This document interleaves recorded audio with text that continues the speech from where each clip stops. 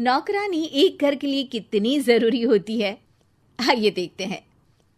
अरे बहू, ये देख, सारा साबुन बर्तन में रह गया।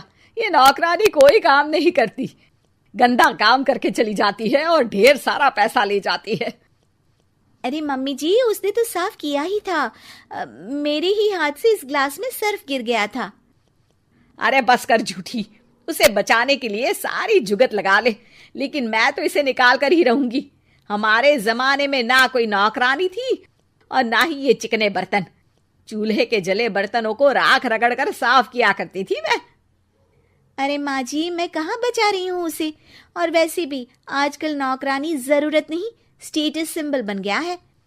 अब आप बताओ, मैं मुन्ना को नीचे घुमाने ले जाऊं तो लोगों से क्या बोलूं? झाड़ू पोछा खुद लगा रही हूँ। लोग सीधा यही पूछते हैं कि कौन सी नौकरानी काम कर रही है तेरे घर पर। अरे बस कर, ये भी कोई बात होती है? मम्मी जी, आप नहीं समझेंगी। शाम को नौकरानी घर आकर काम कर ही रही होती है कि सास को कहती है, माँ जी, एक बात बोलूं, बुरा न मानना। अरे वैसे तो मुझे तेरी शक्ल ही पसंद नहीं है, बात क्या खाक पसंद आएगी। अरे माँ जी, सुन तो लीजिए क्या कह रही है। तो मैंने कौन सा उसका मुंह पकड़ लिया है? अरे माँ जी, वो लाल साड़ी पहनती हो ना, ना पहना करो। सास का गुस्सा अब तो 7वें आसमान पर होता है। अरे वाह जी वाह, क्यों ना पहना करूं? और तू होती कौन है ये बताने वाली कि मैं क्या पहनूं क्या ना पहनूं?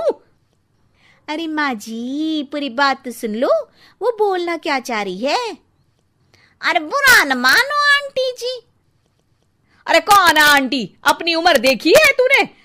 2-4 साल ही छोटी होगी मुझसे और मुझे आंटी बोल रही है। बहू सर पर हाथ रख लेती है। अरे अच्छी खासी उम्र दराज हो और आंटी ना बोलूं?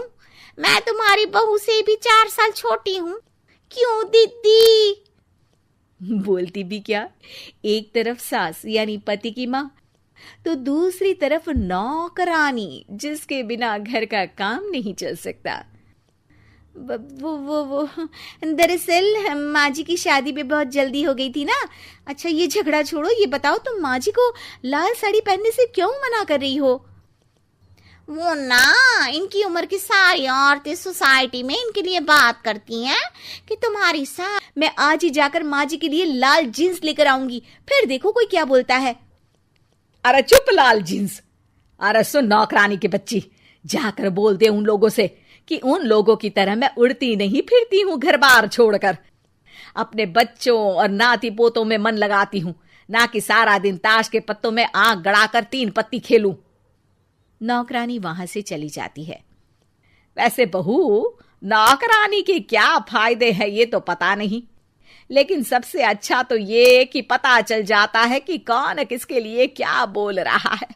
सोसाइटी में तेरा नौकरानी रखने का इरादा बिल्कुल ठीक था। अगले दिन उन लोगों के घर की बेल बजती है। बहू दरवाजा खोलती है कि सामने कुछ औरतें खड़ी होती हैं। अरे बहू, कहाँ है तेरी सास? बुला जरा।